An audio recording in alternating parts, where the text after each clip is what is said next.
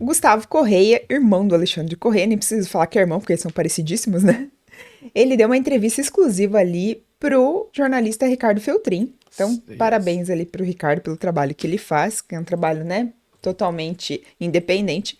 E ele contou várias coisas, gente. Foi uma live bem longa, com bastante audiência. Passou de 1h30, mais ou menos, a live.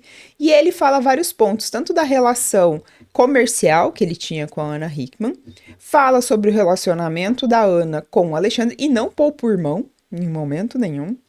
E também conta alguns segredos aí, que até então a maioria das pessoas nem imaginava que acontecia ali nos bastidores desse relacionamento. Você quer começar com qual? Que eu já puxo aqui. Pode ser aquele primeiro.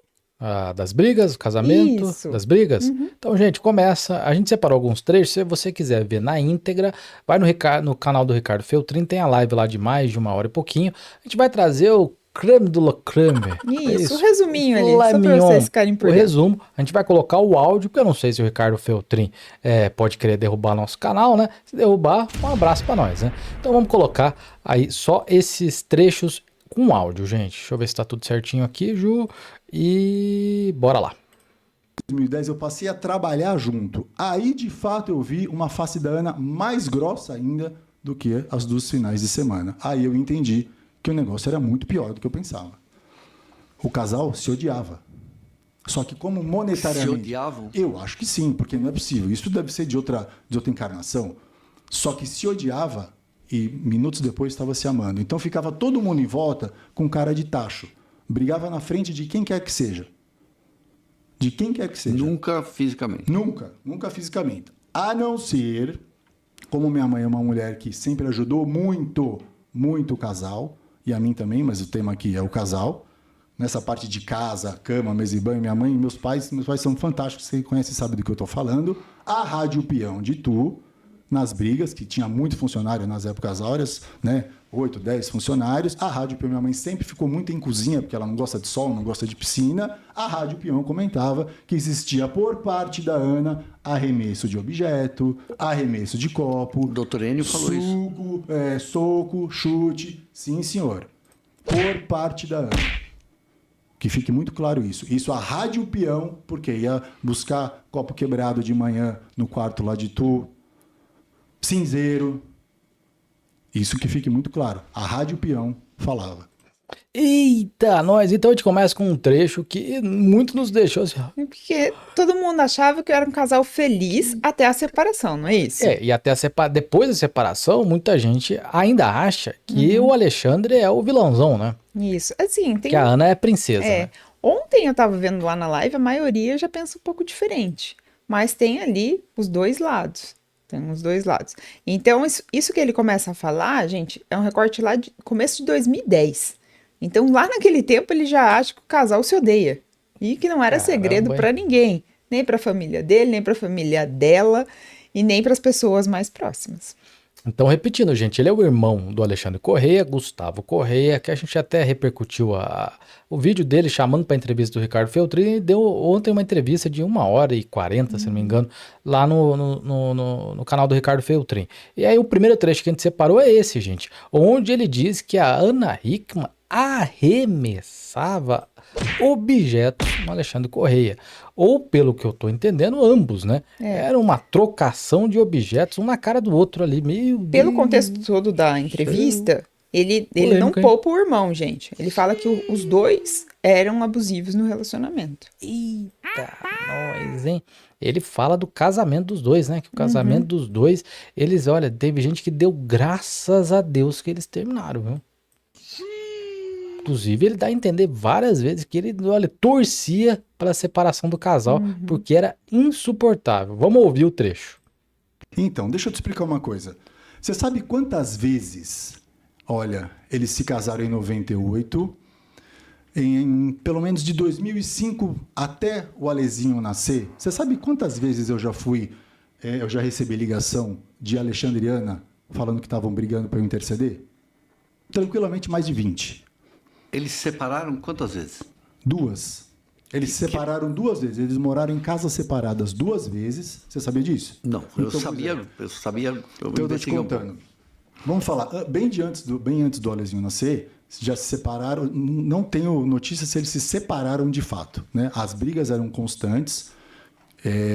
Eu nunca tive relato de agressão física, nunca que fique isso muito claro, mas as brigas eram constantes. Quando não era um, era outro. Aqui eu não estou aliviando para o meu irmão falando que era o bonzinho, muito menos ainda a Ana. A Ana é uma mulher extremamente agressiva e grossa. Quem convive com a Ana sabe do que eu estou falando. Você tem uma amiga que chama Fabiana, que trabalhou com a Ana há 15 anos, ela sabe muito bem do que eu estou falando. A Ana, desculpa o termo, é um cavalo. Ela não é nem um pouco diferente do meu irmão. Meu irmão é um cara grosso, só que meu irmão é o mesmo cara com a câmera ligada e com a câmera desligada. A Ana é uma atriz. É Ana Hickman Montenegro. Quando ela liga a câmera, ela faz aquela vozinha dela. Ai, hoje eu acordei, o sol de tudo. Desculpa, amigo, a Ana é um cavalo. Pergunte às irmãs da Ana. Pergunta para Isabel e para Fernanda. Diz que ela tem força física bem... Pergunta para Isabel e para Fernanda como é. E olha que eu me relacionei muito bem com a família toda. Eu estou falando que a briga é entre do casal, Alexandre e Ana. Pergunte às irmãs como é a relação. É o quê? Eram disfuncionais. Grosseria. Quando não era um, era outro.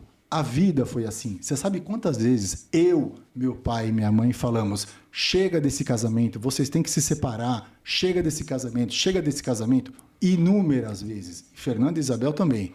Quando ela diz naquela entrevista patética da Rede Record, aquele teatro ridículo, que ela fala que todo mundo em volta dela falava, mentira. Todo mundo quem? A Cláudia, essa que ela tratou como lixo? Só se for. Porque eu, meu pai, minha mãe, e sei que as irmãs dela também falavam, chega desse casamento, a ponto da minha mãe falar, Ana, você vai ter o Alezinho, vocês estão querendo ter um filho, não chamava Alezinho, vocês estão querendo ter um filho, eu venho de um lar de pais separados, você vem de um lar de pais separados, é nesse lar que vocês vão querer ter uma criança? É aí que vocês vão querer ter um filho? Você acha que alguma nora gosta de escutar isso? Caramba, Então, você vê Ju do que essa céu. situação, essas crises, separações, isso é antes do nascimento do filho, gente. Caramba, gente. Além de ter arremesso de objetos, teve inúmeras separações. Oficialmente foram 2 vezes ali que ficou entre a Inúmeras família, brigas, né? né? Inúmeras brigas, inúmeras tentativas de separações, inúmeras vezes morando separados e outras coisas mais. E que ele chamou a Ana Hickman de Ana Montenegro. A Sandra Regina perguntando aqui, Ana Hickman deve a vida a esse cunhado. Não foi ele que salvou de um fã doido que invadiu o armário? Sim, ele mesmo, e ele conta isso na live. E também fala o que aconteceu logo depois ali. Que à época, quem foi atingida foi a então esposa dele, Giovanna, que teve ali, né, teve perfuração de bala, precisou fazer cirurgia e tudo mais, ficou num quadro bem delicado. E o que aconteceu, esse é o relato dele, tá, gente? A gente tá trazendo o que ele passou ali na live. Que a Ana Hickman, muito abalada, pega o jatinho e vai embora. Ele conta que tava ele, a então esposa dele, Giovanna, e a Ana Hickman, que eles pegaram, aí ele explica a questão lá de ter um único quarto. Eles não iam dormir lá, eles foram para um evento, até para um lançamento lá da marca de moda da Ana Hickman, que acabou sendo uma das que contraiu muitas dívidas milionárias, mas então naquela época era ali um evento sobre moda. E aí ele encontra esse rapaz já ali no hotel, ele vê ele antes, ele, tipo, já gravou a imagem do rapaz. Depois, quando avisam que o maquiador da Ana está subindo, né, e autorizam a subida e tudo mais, é quando acontece toda essa situação, nesse interim, né, de quando chega uma pessoa e tudo mais. E aí, ele acaba ali sofrendo, vou poupar pelo horário também, toda essa situação, e acaba atingindo o rapaz, e a Giovanna acidentalmente também é atingida. Então é toda essa repercussão. E depois se descobre que o cara era obcecado pela Ana Hickman, que ele tinha diversas imagens ali, mas que a intenção dele era ter atentado contra a vida da Ana durante o evento. Ele não conseguiu, então, né, frustrou aquele primeiro plano dele, então ele achou mais fácil, né, agora esse é o que eles entendem, né, porque o rapaz não tá aí pra contar, foi tentar no hotel, por causa da questão da segurança, mas acabou ali pagando com a própria vida. Então, que o atentado seria para vitimar a Ana e depois ele tiraria a própria vida. E que ali descobriu também no celular dele que ele criou um fake da Ana para conversar com ele mesmo. Então, assim... Que tinha aquelas trocas de mensagens. Então, assim, ele era uma pessoa obcecada, gente. Tem várias teorias da conspiração, desculpa, a gente foi mal. Mas ali ele deixou claro que não, ele falou os fatos que ocorreram. O que ele criticou veementemente a Ana Hickman é que logo após o ocorrido, a Ana se colocou como a vítima maior de toda a situação. Mesmo o rapaz que queria tentar contra a vida da Ana, tendo mirado propriamente na Ana, tinham mais pessoas no quarto, né? 3 pessoas além da Ana, né? O Alexandre, o Gustavo e a Giovana, que era a ex-esposa do Gustavo. Em nenhum momento ela se preocupou com nenhuma das pessoas, né? Ela pegou um jatinho, foi embora e queria que todo mundo se compadecesse com ela, disse o Alexandre. O Gustavo. O Gustavo, desculpa. E a gente entra em vários questionamentos, o porquê o Gustavo Corrêa dá uma entrevista justamente agora, no período que começa daqui a pouco a campanha eleitoral, né? Sim, tem Do várias irmão dele. questões, né? Tem gente Sim. dizendo ali que o Alexandre não pode falar da Ana e agora o irmão tá falando. Mas, assim, ele traz vários fatos, ele traz a parte que ele fala, realmente, ali da cobrança que ele tem com a Ana, porque ele trabalhou no grupo e tudo mais. Ele traz ali as notificações extrajudiciais pedindo uma solução. Então, assim, existe um impasse deles também na questão financeira e ele trabalhou e quer receber. Essa aqui, ó, que estão vendo na foto, junto com o Gustavo Correia, É a Josi. é a Josi, isso. Ela é franqueada da Ana Hickman e atual companheira, namorada Isso. do Gustavo Correia. E aí, durante a live, ela entrou ao vivo por ligação, explicando todos os causos aí, porque ela é uma atual credora do Alexandre e da Ana Hickman. Emprestou, se eu não me engano, lá 600, 700 mil reais, né? Isso, 600 mil reais. 600 então, mil assim, reais. quando eles. Isso aí é um pouquinho antes da pandemia, quando eles decidem montar espaços de depilação, assinados ali pela Ana Hickman, ela é a primeira franqueada. Então, é aquela que usa de base ali, né? Sempre tem, quando vai montar uma franquia, quer se montar um modelo de franquia, você tem uma unidade padrão, que é aquela que serve ali de modelo para as demais. E no caso foi ela que investiu com recursos próprios, né? Fez essa parceria. Então ela entra com o recurso, a Ana entra com o nome e eles fazem a parceria. E aí disso restou aí uma dívida de 600 mil reais. E a Ana, na qualidade de credora, ela fica chateada em ver que para quem ela está, né? Quem está devendo ela, está vivendo uma vida de ostentação. Enquanto ela tá guardando ali uma posição da justiça, né, tentando até intimá-la e tudo mais. E ela traz um ponto dizendo que tem vários portais que quando ela fazer algum comentário, rapidamente ela é excluída. Ela levanta essa questão também. Gente, ela tomou as providências cabíveis e ela procurou a justiça, tá guardando. Mas ela disse que até a questão de poder intimar a Ana foi difícil. Então, ali ela até comentou que quando surgiu ali que ela adquiriu uma mansão com o Edu Guedes, ela falou, pronto, agora eu já sei onde intimar, onde a gente vai encontrar a Ana. Mas aí, sim, coincidentemente, ela é sempre barrada, né? São sempre barrados esses comentários dela. E ela também respondeu questionamentos que ela sofre ali de alguns fãs da Ana Hickman, dizendo que ela tem um credor favorito. É engraçado se não fosse verdade, né? Ela disse que não é. Então, assim, fica sempre o questionamento por que ela vem sempre cobrando a Ana Hickman e não o Alexandre, que também era o credor. Ela respondeu que o Alexandre, enquanto era administrador, cumpria sempre à risca o combinado dos dois, que eram os pagamentos dos juros, né, mensais para a Josi.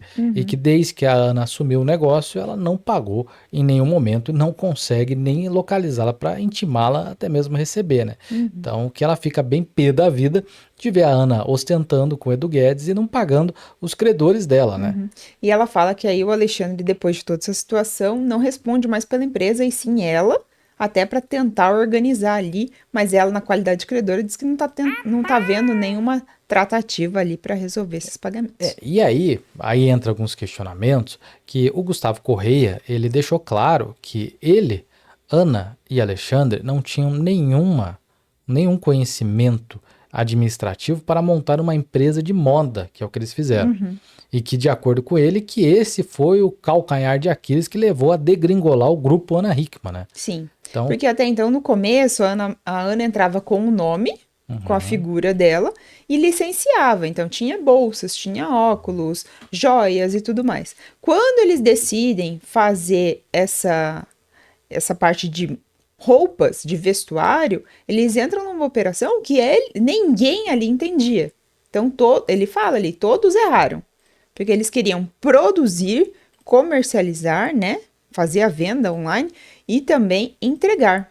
E também vender para as lojas. Então, era uma operação, assim, que é muito grande. Muitos empresários aí no Brasil hoje dominam isso, mas eles estavam começando. Então, eles acharam assim, vamos ganhar mais do que simplesmente licenciar a marca? Vamos, mas eles não sabiam ali tudo que tinha que fazer ali da operação. Gustavo, falando do Gustavo, que é estranho Gustavo falando do Gustavo, ele falou no momento ali um negócio que eu acho que a Ana vai tentar usar contra ele. Ele reforçou algumas vezes que ele não entendia nada do negócio. Sim, principalmente nessa primeira fase ali do e-commerce. Então, ela pode, se ela quiser, desqualificá-lo perante a justiça, né, em relação a isso. Fala, se ele admite que não entendia nada do negócio, por que ele não se afastou do negócio? Será que não foi ele que prejudicou a empresa para chegar no patamar que chegou? Então, assim, é um negócio que eu acho que ali ele deu uma belíssima bola fora por parte dele, né? Claro. Foi o amadorismo de todos, então. Foi, porque assim, se ele falou, eu sou amador, eu sabia que era amador, então o que você tava fazendo na frente da empresa, cara? Contrata pessoas. Contrata uma pessoa. Pessoas especializadas nisso. Então, você tá cobrando que a empresa te pague numa situação que você ajudou a levar? Mas o que ele cobra hoje é na questão dessa última empresa, que é a parte ali de depilação, franquias de depilação.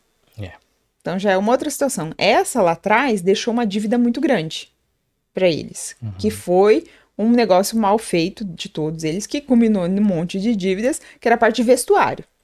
Mas essa parte aí dos últimos anos que eles estavam trabalhando com unidades de franquia na área de estética, essa sim estava caminhando. Entendi.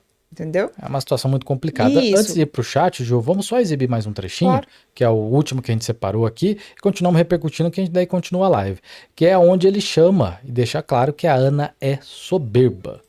Ei, Laia, vamos ver, ouvir no caso, o que ele falou da Ana.